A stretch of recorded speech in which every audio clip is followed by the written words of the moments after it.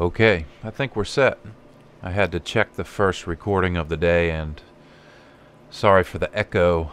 When I play a video from the web, I'm listening to it through my sound system, and the microphone is picking it up. So I can either kill my mic or kill the ambient sound and put on headphones. Let me do that. I'm going to grab the headphones. Okay, now when I play back, it should record it onto this I show you track, and then we can, if we're lucky, not have an echo this time. So let's hear a little bit more from Gerard Buffard, and from there we'll read a little bit more Genesis, and I think I'm going to do little short versions to start out this morning, make sure we get it all right before I do a long piece. So let's go over, and before I hit play, let's go to full screen, and I'm going to turn down the ambient audio, put on headphones, and hit play. Here we go. It's a multi-step process. Here we go.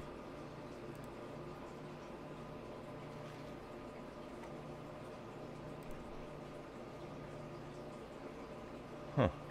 Doesn't seem to be playing.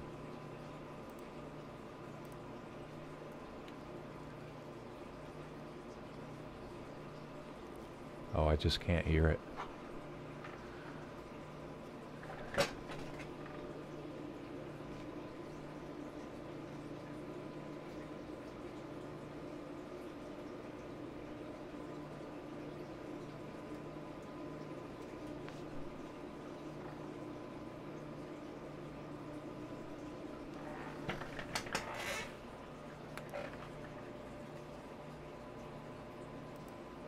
I better stop there. I don't know if it's recording that properly, so let's go ahead and still read a few verses, and then I'll check to see how the audio came out. Make sure we aren't recording for no reason or not getting it right. So we're on, let's do this. Since we read, I keep saying we for the audience if there ever is one. Reading for you, the audience, should put the Tyndale version at the top, because I like to read that first, because I'm more interested in that. Everybody seems to reference the King James, and King James published his version after Tyndale was executed, and then I think his friend, I forget the name, it may be John Williams, or I may have to look that up again. I don't know if you are listening, if you know that, but a friend of his, a close friend, an associate, helped finish publishing the Old Testament after Tyndale's execution. When we get to the New Testament, hoping that we will, Tyndale had finished that before his death, the testimony of the living Christ on earth. So that'll be nice to get to and interesting. And of course Revelations, due to the fact that a lot of the things in Revelation seem to be happening now. Of course that's at the end of the Bible, so there's a lot of reading to do. I better get to it, huh? Taking my time here. But I'm going to try and explain a few things. I'm very interested in reading the Bible myself. I thought I'd share it by recording it, and of course my mind triggers thoughts about all different things as I go through this, so I will be sharing some of those too. Hope that's a good thing for you. Here we go. Genesis chapter 47, verse 14, William Tyndale version of the Bible. Of which lands he gathered all the money for the silling of wheat, and brought it into the treasury of the king. King James. And Joseph gathered up all the money that was found in the land of Egypt and in the land of Canaan for the corn which they bought, and Joseph brought the money into Pharaoh's house. 15. And when praise fell to the buyers, all Egypt came to Joseph and said, Why thou lovest to us, why shall we die before thee while money faileth? Money fails repeatedly throughout history, everyone, so you're going to be shocked eventually. And when money failed in the land of Egypt and in the land of Canaan, all the Egyptians came unto Joseph and said, Give us bread, for why should we die in thy presence? For the money faileth. To which he answered, Bring ye your beast, and I shall give to you meats for thou, if ye had not price. I think that's price, if ye have not price, as in money. See how words change over time? And Joseph said, Give your cattle, and I will give you for your cattle if money fail. 17. And when they had brought thou Yef to him meats for horse and sheep and oxen and ass, and he sustained them in that year for the changing of beasts. And Joseph said, Give your cattle, I will give you for your cattle if money fail. Oh, we did that one. I'm on 17. And they brought their cattle unto Joseph, and Joseph gave them bread in exchange for horses and for flocks and for cattle and of the herds and for the asses, and he fed them bread for all their cattle for that year. Verse 18. And they came in the second year and said to him, We'll not from our Lord that the while money faileth, all the beasts failed together, neither is it hid from thee that without bodies and land we have nothing.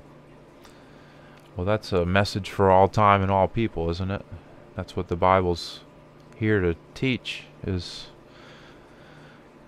simple truths of that nature which everyone should know from the time they're born, and throughout their lives remember that your body, that's why, you know, when you hear that your body is your temple, it's the only thing you have outside of that. You need land that's healthy to sustain yourself, and without either one you have nothing. That pretty much hits right to the point. I was teaching first graders this past year, and I asked them what's more important. We were studying, doing a science lesson about Earth and the water cycle, talking about trees, and I asked them what's more important, money or trees? And a lot of them said trees, but then a fair number said money. So even at that age, they've already been taught, learned, or construed from evidence at hand that money was more important than trees. So we got to make sure children don't think that way if we can help convince them otherwise. Here we go. I think we're on 19. 19. Wherefore shall we die before thine eyes? I'm going to do same pattern. Tyndale first. That was the original. Why therefore shall we die while thou seest? Both we and our children shall be thine, by thou us into the king's servage, and give thou seeds, lest the while the tillery perish, the land be turned into wilderness. So everything fails and goes into wilderness. They're fearing the absolute worst because it's happening to them. And Joseph bought all the land of Egypt for Pharaoh, for the Egyptians sold every man his field, because the famine prevailed over them, so the land became Pharaoh's. And think about, for the people that have considered the food shortages that could be artificially created now due to the corporate control. You know, this may have occurred naturally in the past, but the powers that be are fully aware that if they can control food and they make people, you know, beholden to them for their food and give them no options without food, the majority of people in America today would not know how to eat if they couldn't go to a store. And that's a trap, something to be aware of. nature does provide, but we've been cut off from the knowledge of how to interact with nature to get what is provided by nature, by God, for free. I mean, it used to be a joke that people would buy bottled water before it ever happened. It used to be a running joke. Oh, one day we'll be paying for water. Well, the system at large loves it when they can trick you into doing stuff like that. And Joseph bought all the land of Egypt for Pharaoh, for the Egyptians sold every man his field, because the famine prevailed over them, so the land became Pharaoh's. See what happens? And he made it all peoples thereof subject to Pharaoh, from the last terms of Egypt to the last ends thereof. And you see how these secret societies worship Egypt and love Egypt, and well, they want the Pope to be Pharaoh again, and all the guys that help set it up are looking for rewards in the land of evil, when all the rest of us are tyrannized, subjected to their oppression and identifications and control of money and tyranny and murder, enslavement, imprisonment. We know. And as for the people, he removed them to cities from one end of the borders of Egypt even to the other end thereof. See? They round you up, they put you in concentration camps called cities in this case. And he made it and all peoples thereof subject to Pharaoh, from the last terms of Egypt to the last ends thereof. I mean, total takeover. In this case, nature set up the failure, and the Egyptian Pharaoh was the benefactor due to Joseph creating the food supplies that were necessary to sustain people. And it gets to the point money has no value. All you want to do is survive, and you're looking to someone else to provide to you what God has already provided. Don't fall for the trap. Everyone that hasn't listened to or discovered Ron Wyatt may want to look into that. One of the things he found were great storage silos built into the ground at the time of Joseph. It's hard to prove completely that it's the ones that we would be talking about here when he stored the grain for 7 years, but they're big enough, they're in the right location, they're of the right time frame, and Ron Wyatt has found much more interesting, well, I hate to